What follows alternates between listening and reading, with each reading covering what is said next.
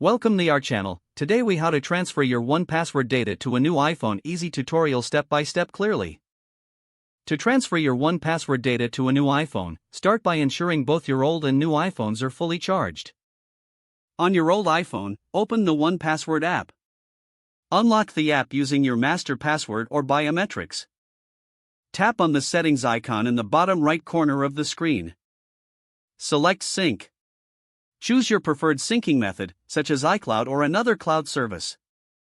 If you choose iCloud, ensure the iCloud drive is enabled on both devices.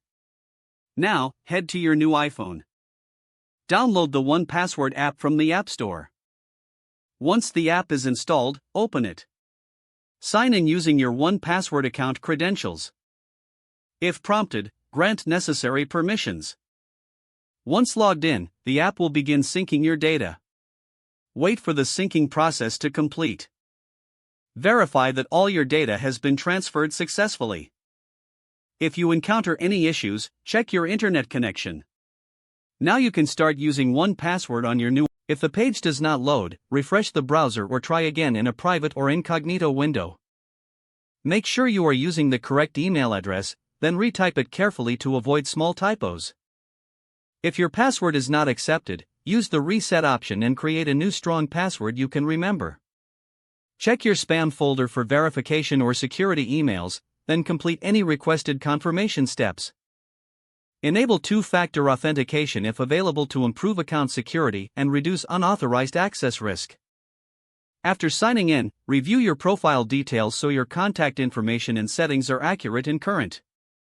If you see an error message, note it down and try again after restarting your device and internet connection. Log out when you finish, especially on shared devices, to keep your account and payment information secure. If the page does not load, refresh the browser or try again in a private or incognito window. Make sure you are using the correct email address, then retype it carefully to avoid small typos. If your password is not accepted, use the reset option and create a new strong password you can remember. Check your spam folder for verification or security emails, then complete any requested confirmation steps. Don't forget to like this video and subscribe to our channel for more step-by-step tech guides.